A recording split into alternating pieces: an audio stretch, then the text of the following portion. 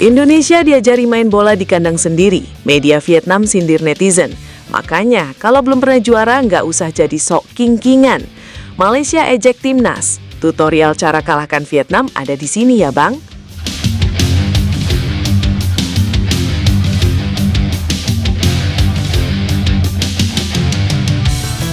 Semalam, Pakansari menjadi tempat yang paling menyakitkan bagi seluruh pendukung Indonesia.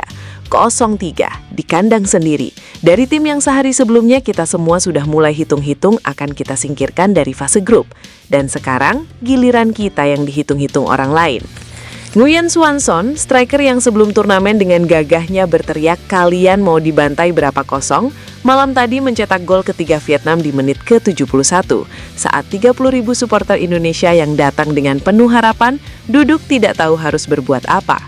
Jawaban untuk sesumbarnya datang dengan cara yang tidak ingin kita bayangkan. Dia mencetak gol di kandang kita dan dia benar. Vietnam bermain sangat cerdas malam tadi. Mereka tidak panik meski dalam posisi tertekan menjelang laga. Mereka justru tampil dengan kepala lebih dingin dari Indonesia yang seminggu lalu sudah bermain sebagai tim yang akan lolos. Kim Sang-sik yang seminggu lalu bilang tidak takut sama pemain Belanda Indonesia, malam tadi membuktikan kata-katanya dengan cara yang sangat menyakitkan. 2 gol di babak pertama, menit ke-6 dan menit ke-15. Indonesia belum sempat berpikir jernih, sudah tertinggal 2 gol. Dan yang paling menyakitkan bukan skornya. Yang paling menyakitkan adalah cara Vietnam mencetak gol-gol itu. Serangan balik, cepat, efisien, memanfaatkan setiap ruang kosong yang ditinggalkan Indonesia saat menyerang. Indonesia menguasai bola. Indonesia lebih banyak mengontrol permainan.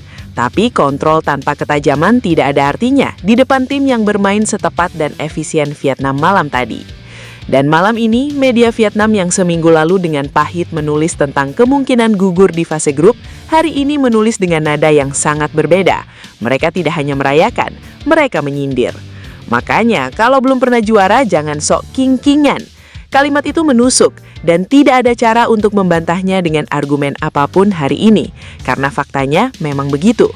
Indonesia yang minggu lalu sudah menghitung-hitung skenario menyingkirkan Vietnam. Indonesia yang sudah berbicara seolah semifinal sudah ada di tangan. Indonesia yang suporternya sudah membayangkan laga final bahkan sebelum fase grup selesai. Dan malam tadi, mimpi itu ditampar keras oleh kenyataan. Tapi bukan hanya media Vietnam yang berbicara. Malaysia, negara yang selama berminggu-minggu menjadi bahan tertawaan karena drama demi drama mereka, hari ini menemukan suaranya kembali dengan cara yang paling menyebalkan. Tutorial cara kalahkan Vietnam ada di sini ya Bang. 4 kata. Dari negara yang suporternya sendiri memboikot timnasnya. Dari negara yang stadionnya kosong. Dari negara yang broadcasternya tidak mau beli hak siar. Dan mereka mentertawakan Indonesia. Itulah betapa dalamnya lubang yang kita gali sendiri dengan terlalu cepat merayakan dan terlalu keras sesumbar sebelum semuanya selesai. Tapi mari kita berhenti sejenak dari semua drama itu. Karena ada sesuatu yang jauh lebih penting dari sekedar menjawab sindiran media Vietnam atau ejekan Malaysia. Ada laga yang tersisa, dan laga itu menentukan segalanya. 7 Agustus, Jalan Besar Stadium, Singapura. Indonesia versus Singapura. Di kandang lawan, di tengah atmosfer yang tidak akan berpihak kepada kita. Dan hanya satu hasil yang bisa diterima, menang. Tidak ada opsi lain, karena kalau imbang atau kalah, perjalanan Indonesia di Piala AFF 2026 selesai di fase grup. 6 poin dari 4 laga, keluar di fase grup, tanpa semifinal, tanpa final, tanpa apapun yang sudah kita impikan sejak TC di Bali sebulan lalu. Klasemen saat ini sangat jelas. Vietnam di puncak dengan 7 poin, Singapura di posisi 2 dengan 7 poin unggul selisih gol, dan Indonesia di posisi 3 dengan 6 poin. Singapura sudah hampir pasti lolos, Vietnam sudah hampir pasti lolos. Indonesia harus menang dan berharap selisih gol berpihak kepada mereka. Skenario yang sangat tidak nyaman dari posisi yang seharusnya jauh lebih aman kalau malam tadi bermain lebih baik. Tapi penyesalan tidak akan mengubah 0-3 malam tadi. Yang bisa diubah adalah apa yang terjadi di Singapura 7 Agustus nanti. Hartman malam tadi mengalami kekalahan terbesar sejak menangani Indonesia, dan dia harus bangkit dari itu dalam waktu kurang dari seminggu, membenahi mentalitas tim, membenahi taktik, dan menyiapkan Indonesia untuk tampil di level terbaik mereka di laga yang paling menentukan sejak turnamen dimulai. Pemain-pemain yang belum banyak dimainkan masih menyimpan energi. Ada nama-nama yang belum diperlihatkan Hurtman yang mungkin akan jadi kartu truf di Singapura.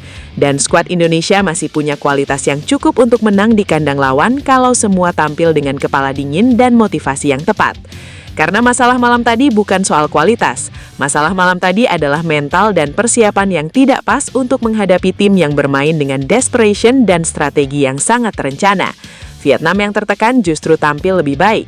Dan Indonesia yang seharusnya lebih tenang justru terlihat gugup dan tidak terorganisir. Singapura di Jalan Besar Stadium adalah kesempatan untuk membuktikan bahwa kekalahan malam tadi adalah anomali, bukan gambaran sebenarnya dari tim ini. Atau kekalahan malam tadi adalah awal dari akhir perjalanan Indonesia di Piala AFF 2026. Dua kemungkinan dan hanya satu yang bisa dipilih dengan menang 7 Agustus nanti. Media Vietnam boleh nyindir, Malaysia boleh ejek, Nguyen Xuan Son boleh rayakan golnya, Kim Sang-sik boleh tersenyum puas. Tapi sepak bola belum selesai dan Indonesia belum selesai. 7 Agustus, Singapura, wajib menang. Ayo Garuda, buktikan bahwa malam tadi hanya stumble, bukan jatuh. Gimana menurut kalian? Apakah Indonesia bisa bangkit dan mengalahkan Singapura di kandang mereka? Atau perjalanan Garuda di Piala AFF 2026 berakhir di fase grup? Komen di bawah, gue pengen tahu pendapat kalian.